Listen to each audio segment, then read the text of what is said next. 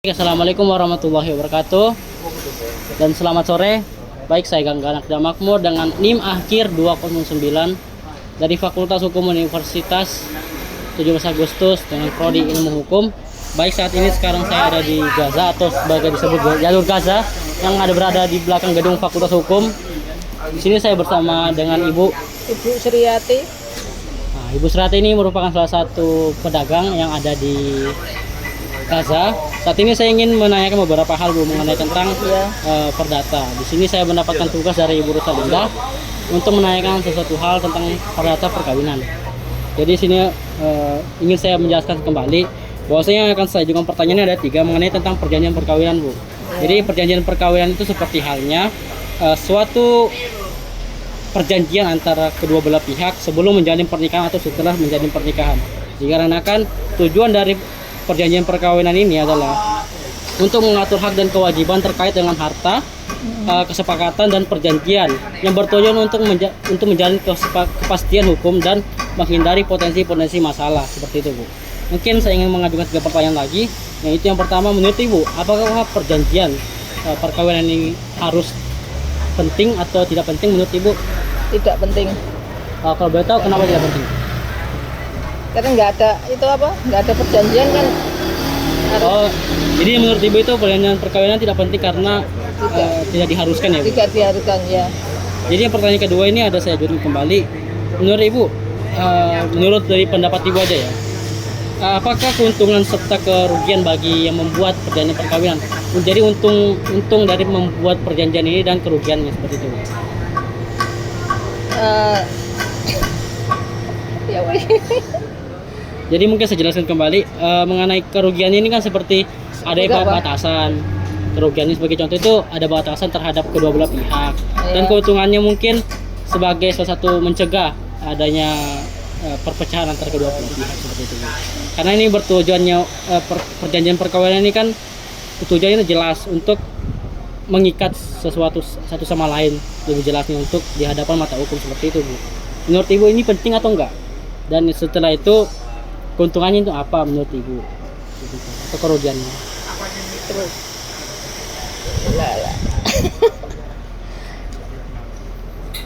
Kerugiannya ya apa? Ya itu yang kerugiannya seperti yang tadi saya jelaskan, bahwasanya kerugiannya itu bisa membataskan suatu kesepakatan salah satu pihak ataupun bahkan membedakan harta atau benda dari kedua belah pihak seperti itu. Jadi menurut Ibu ini apa sih menurut Ibu saja ya, menurut pribadi Ibu apa sih kerugiannya atau keuntungannya? Tidak rugi sih. Kenapa ya? Ya nggak rugi. Itu alasannya kenapa Bu? Ya kalau harta kan, kalau punya anak kan dibuat anaknya kan tidak penting kan kalau dipermasalahkan. Berarti menurut Ibu ini tidak Kalau harta tidak terlalu penting lah ya. Iya. Ya. Jadi menurut Ibu itu jelasnya bahwasannya ini akan turun ke anak ya Bang? Iya, kalau punya anak kan harus ke anaknya gitu. Jadi yang ketiga nih, pertanyaan terakhir, pengetahuan Ibu cara membuat perjanjian perkawinan itu bagaimana? Pengetahuan Ibu aja, cara membuatnya Perjanjian perkawinan itu. apa, harta apa? Ya itu keseluruhannya Bu. Keseluruhannya. Menurut Ibu aja nih. Kalau harta, kepentingan Perjanjian perkawinan. Perjanjian buatnya itu perkawinan. bagaimana dan cara membuatnya itu seperti apa?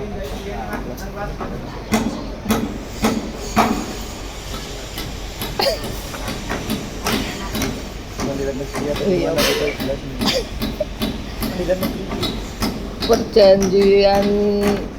Perjanjian perkawinan itu ya tidak boleh melanggar sama istri gitu. Isinya di pengadilan negeri. Mungkin sedikit saya jelaskan sedikit Bu, ini cara membuat perjanjian perkawinan ini kan bisa melalui pengadilan negeri ataupun pengadilan agama. Oh gitu. Oh gitu. Ya, jadi jelasnya menurut Ibu aja nih, cara membuatnya itu bagaimana sih Bu? Apakah perlu persetujuan kedua belah pihak atau bagaimana? Iya, Ya persetujuan kedua pihak. Oh, berarti seperti itu. Ya. Salah satu cara membuat itu ya menurut Ya. Oke, baik, mungkin itu saja hasil wawancara saya bersama dengan Ibu di sini. Baik, saya tutup. Terima kasih. Assalamualaikum warahmatullahi wabarakatuh. Assalamualaikum warahmatullahi wabarakatuh. Perkenalkan, nama saya Gangga Anak Makmur dengan NIM 13124-209. Sini saya ingin menjelaskan beberapa tentang mengenai hukum perdata, yang dimana tugas tersebut adalah mengenai topik mengenai perjanjian perkawinan. Di sini saya habis mewawancarai sesuai dengan video di awal. Saya mewawancari seorang ibu yang sudah menjalani pernikahan atau perkawinan kurang lebih 40 tahun lamanya. Nah, di sini saya menanyakan tentang beberapa hal pertanyaan. Yang pertama itu, apakah perjanjian perkawinan itu perlu atau dibutuhkan? Ternyata menurut ibu atau wajib, karena menurut subjek tersebut atau beliau, ya itu tidak penting karena tidak diwajibkan menurutnya. Dan beliau juga sudah menikah semenjak dari tahun 90-an kurang lebih. Nah, saya menanyakan selanjutnya juga. Nah, di situ saya menanyakan lagi, apakah ada keuntungan dari adanya perjanjian perkawinan ini atau ada kerugian? Ternyata menurut beliau ada keuntungannya, di mana mungkin saja menurut beliau itu menganggap bahwasanya adanya supaya pernikahan tersebut tetap berjalan dengan baik serta panjang usia pernikahan tersebut. Nah, yang kerugiannya adalah adanya beberapa batasan terhadap pasangan tersebut. Nah, terakhir saya menanyakan tentang cara membuat perjanjian perkawinan. Nanti ibu tersebut tidak bisa menjawab secara rinci ataupun spesifik karena ibu tersebut belum juga membuat surat perjanjian perkawinan. Di sini saya ingin mengedukasi atau memberitahu beberapa mengenai tentang perjanjian perkawinan. Di sini saya sudah merangkum beberapa hal, yaitu yang pertama saya ingin menjelaskan tentang perjanjian perkawinan, yaitu yang perjanjian perkawinan atau bisa disebut sebagai pranikah, yaitu sebuah kontrak perjanjian yang dimana pasangan tersebut sama-sama sepakat untuk menjalin sebuah perjanjian secara tertulis untuk melindungi segala hak dan kewajibannya di mata hukum atau di depan hukum, serta mempertahankan kepastiannya di hadapan hukum.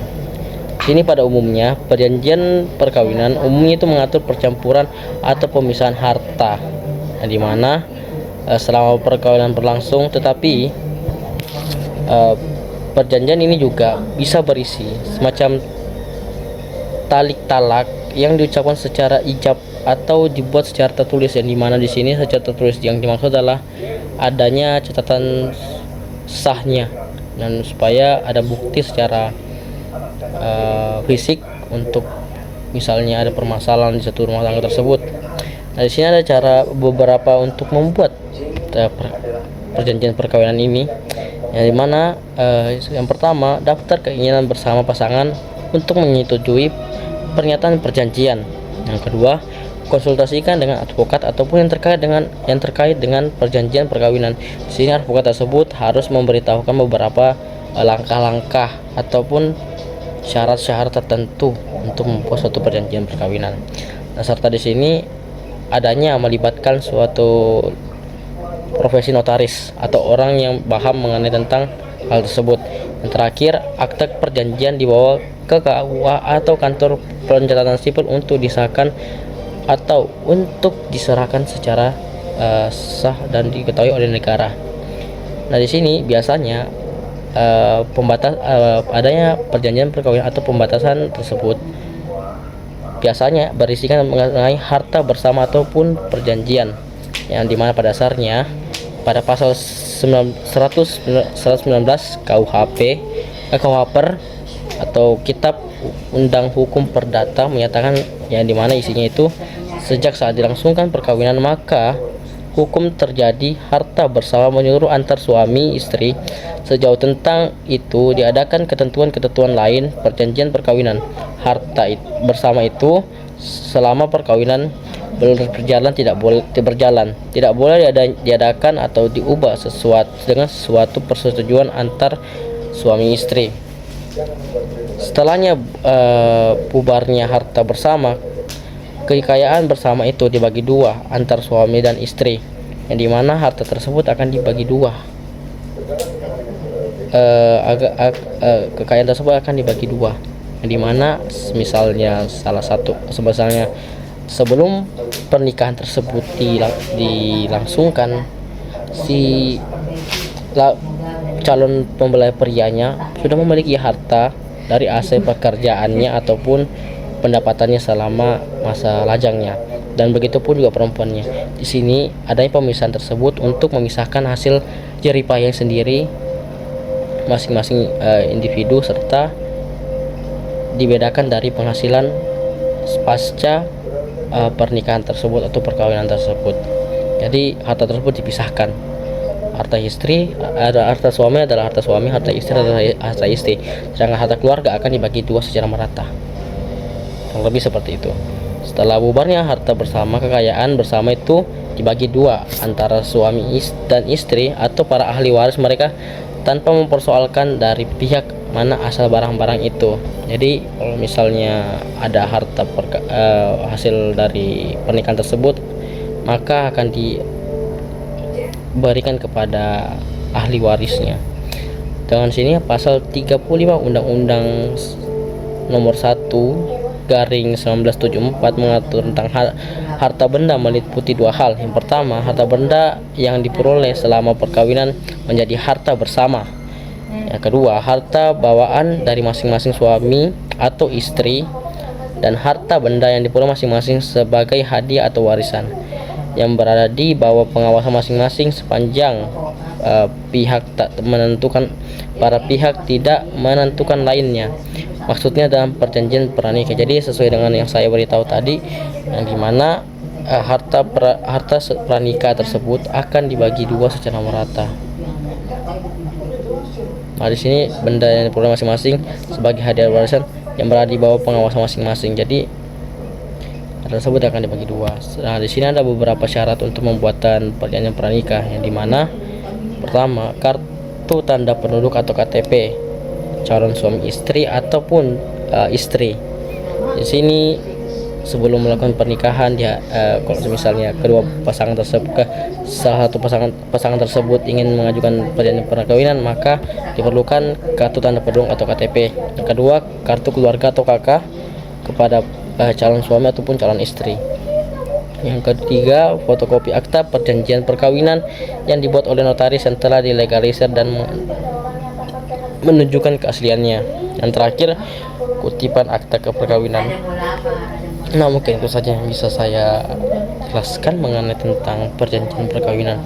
Menurut saya pribadi, perjanjian perkawinan ini cukup penting, tetapi tidak diharuskan, dikarenakan kita memiliki tujuan dalam pernikahan itu harta istri dan suami harusnya dijadikan satu untuk mempererat suatu pernikahan tersebut, agar tidak terjadinya sesuatu hal yang diinginkan dan tidak adanya berat sebelah ataupun pertengkaran mengenai keuangan dari keluarga tersebut. Mungkin itu saja yang bisa saya jelaskan mengenai tentang hal tersebut. Ya, mungkin cukup saja. Baik, assalamualaikum warahmatullahi wabarakatuh, dan terima kasih.